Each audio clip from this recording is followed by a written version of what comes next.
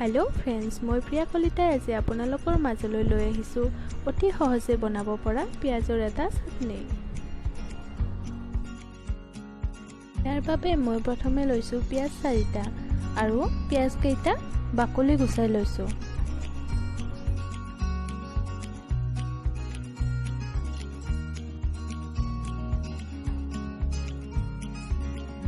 এতিয়া মই পিয়াজ 4টা পিচ পিচকৈ কাটি লৈছো।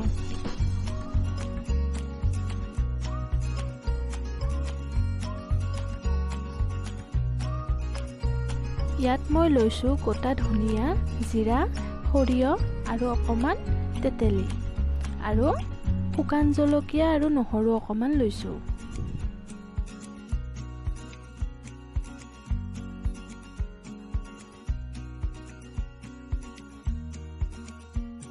এতিয়া মই ইয়াতে অকমান তেল দিছো আৰু প্লেটখনত কাটি থোৱা নহৰুখিনি দি দিছো আৰু লগতে পিয়াজখিনিও দি দিলো আৰু এনেদৰে লৰাই থাকিব।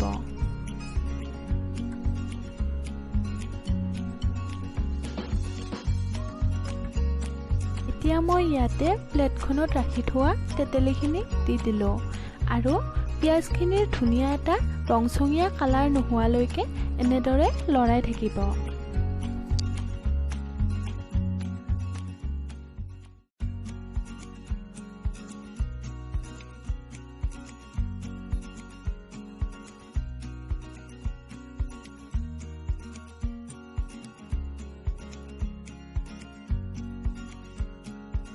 এতিয়া মই ইয়াতে প্লেটখনত ৰাখি থোৱা গোটা ধনিয়া আৰু জিৰা আৰু লগতে শুকান জলকীয়া কেইটা দি অকণমান গৰম কৰি লৈছো।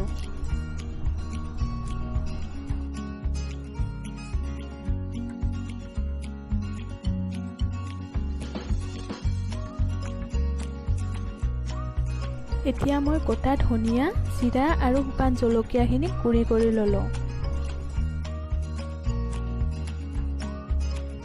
আৰু ঠাণ্ডা হ'বলৈ থৈ দিয়া পিয়াজখিনিৰ এটা পেষ্ট বনাই ললো।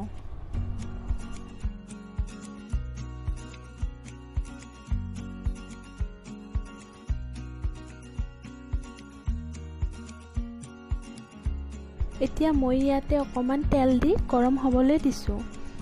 মই ইয়াতে মাষ্টাৰ্ড অইল ব্যৱহাৰ কৰিছো, আপোনালোকে ৰিফাইন অইলো ব্যৱহাৰ কৰিব পাৰে। আৰু এতিয়া মই ইয়াতে প্লেটখনত ৰাখি থোৱা সৰিয়হ, জিৰা আৰু মিঠি অকণমান দি আৰু লগতে পিয়াজৰ পেষ্টখিনি দি দিছোঁ।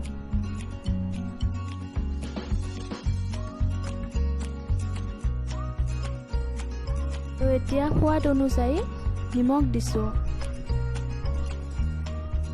আৰু লগতে গুড়ি কৰি লোৱা জিৰা, ধনিয়া আৰু জলকীয়াখিনি দি দিছোঁ। আৰু এতিয়া মই ইয়াতে ৰেড চিলি অকণমান দিছোঁ। সৰু সৰুকৈ কাটি লোৱা জলকীয়া আৰু লগতে অকণমান চেনি দি দিছোঁ।